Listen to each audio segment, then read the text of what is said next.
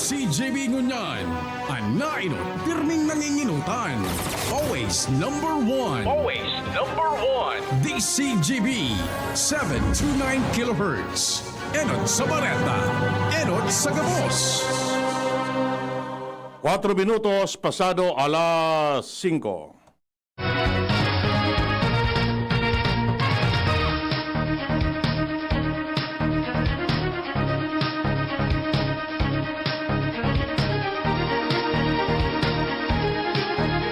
Maray na hapon mga tugang uya po ang mga baratang unyan para sa aga digdi sa Radyo DCGB. Mga baratang maruluwas sa aga sa mga dyaryo nasyonal. Enot sa PBN DCGB. Sa mga baratang unyan para sa aga.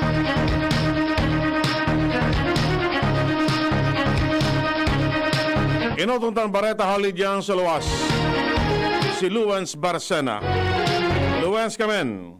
Naugmangon yan ang mga manlain-lain na mga operators kan mga manlain-lain na pasyaran sa may mayon unit area dahilan sa pagkaigwan ng existensya na kan pinagaapod na Duterte Highway.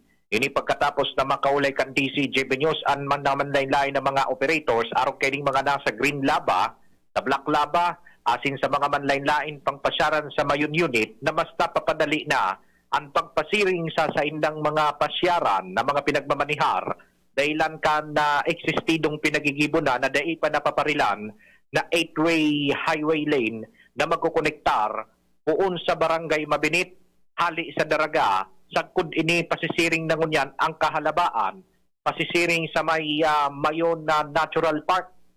Sa mga oras na ini, susog sa mga nakaulay ka na DCGB News sa mga nagmamaranir, nagdudugang naman ang mga nagpaparasyar sa sainda dahilan tamadali na ining dumanon asin bako na delikado ang dalanin na barahay. Kung kaya sa ngunya na nagiging resulta, nagdadagdag man ang revenue kan sa indang mga benta, alagad sa indang pinagpapagirumdom na dapat sa baka na pagpasyar, pero dapat magsunod sana sa minimum health protocols na pinagpapatob kang gobyerno, gani na may titaran man ang pagkanayap kan urulakitan kan COVID-19. Mga dagdag na bareta, ako po si LBB.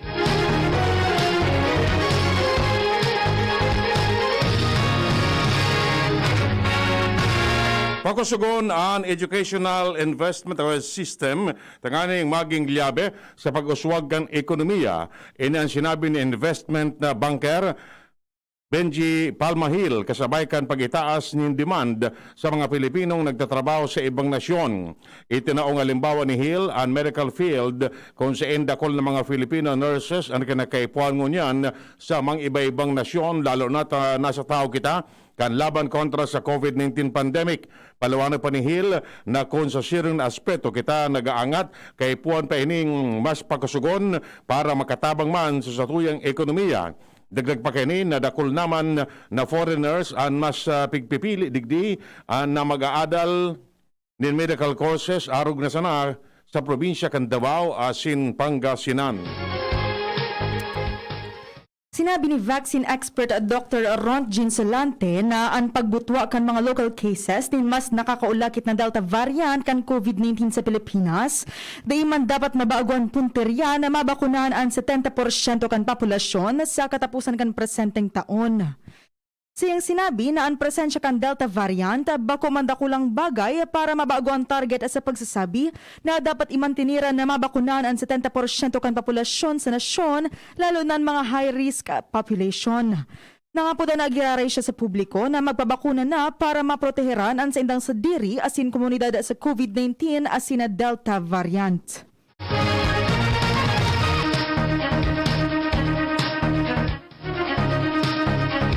Bawal na sa gararay ang pagpasyar kan mga aking 5 sa 17 anyos sa nagkaparang pasyaran sa Intramuros, Manila.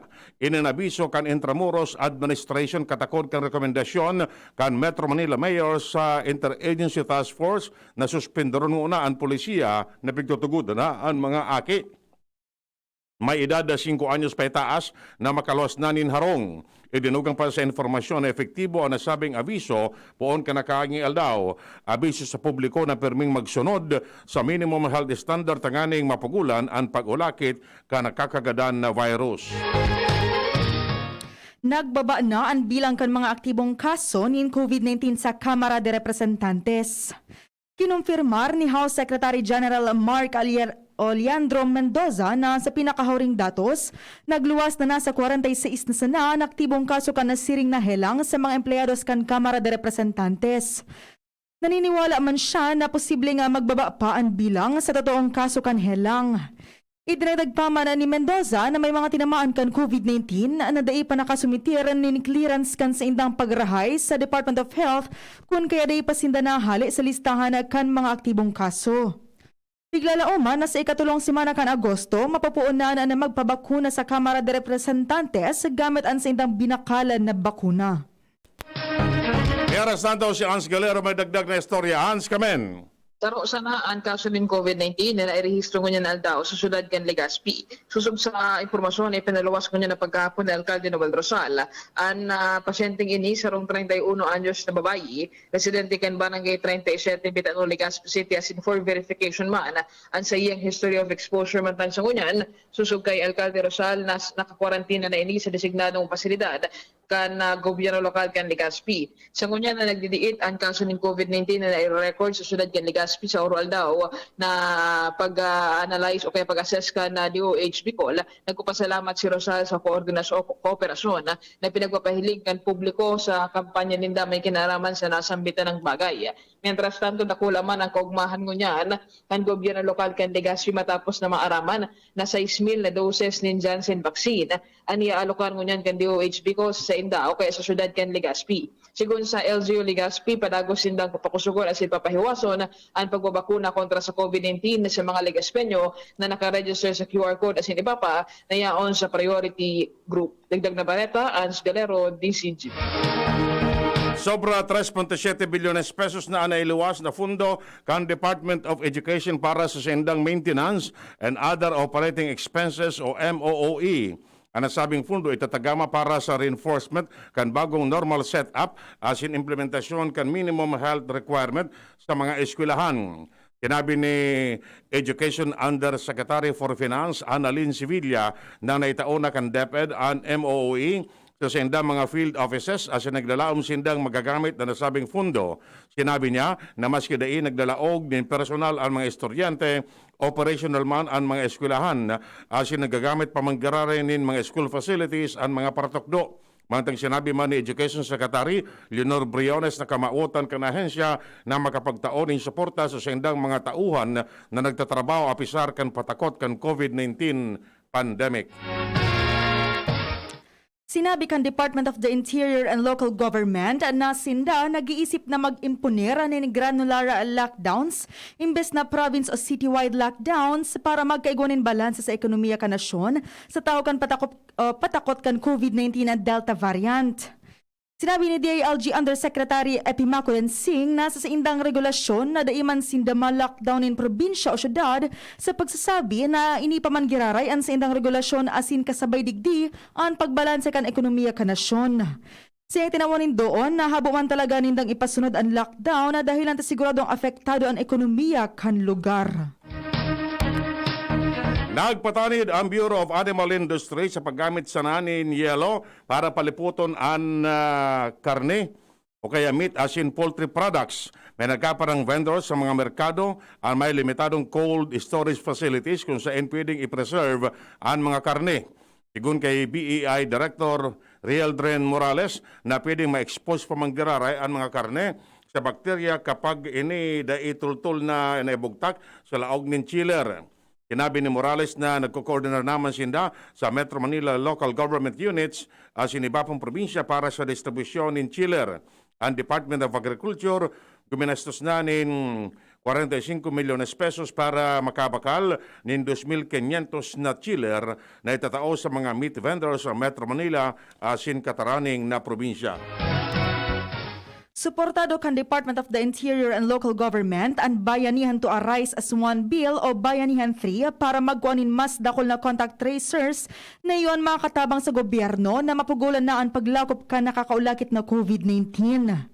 Sinabi ni DILG Undersecretary Epimaco Densing na importanteng maipasar ang Bayanihan 3 Bill dahilan tadig din napapalaman ang sarong dakulang budget para madugangan ang mga contact tracers sa entirong nasyon.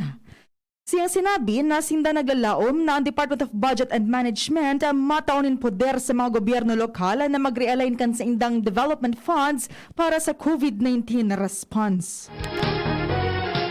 Nakatala na magbisita sa Southeast Asia si U.S. Defense Secretary Lloyd Austin kung saan kaibanan ang Pilipinas, Singapore at Vietnam sa mga nasyon na sa iyang dudumanan.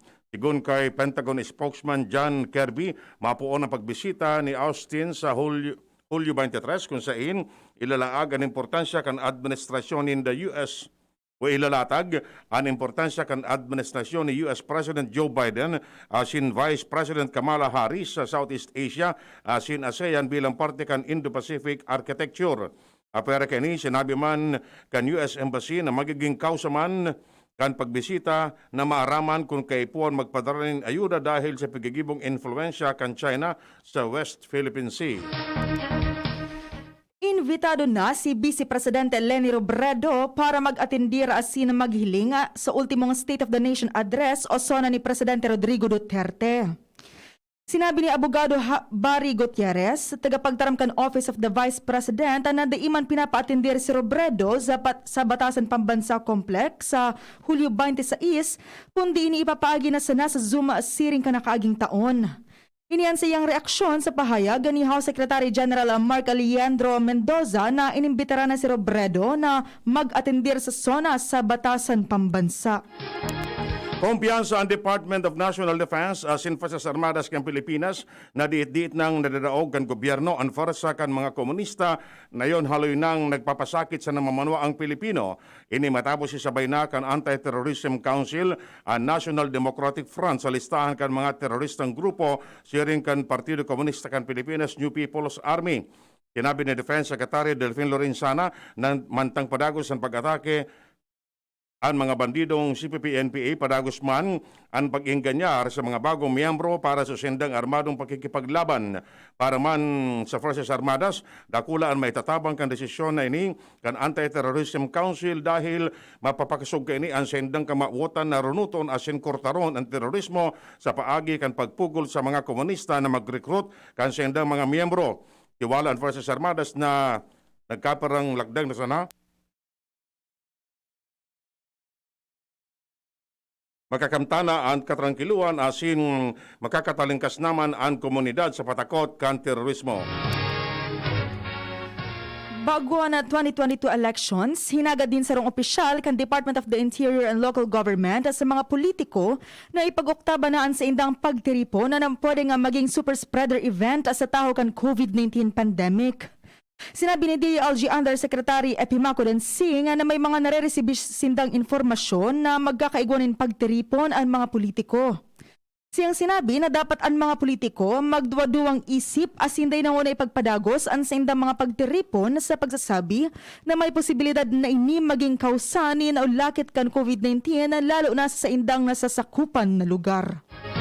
Yan mga tugang nga detalles kay mga baretang unyan para sa agadigdi sa Radio DCGB. Sa pangarakan mga pagariba, Manny Tutanya Salado Technical. Kami po ang nagatod kan bareta. Ako po si Franz May Boras. Ako man po si Edwin Terraldo nagsasabing mabalos kang siyanong pagantabay. Ginebra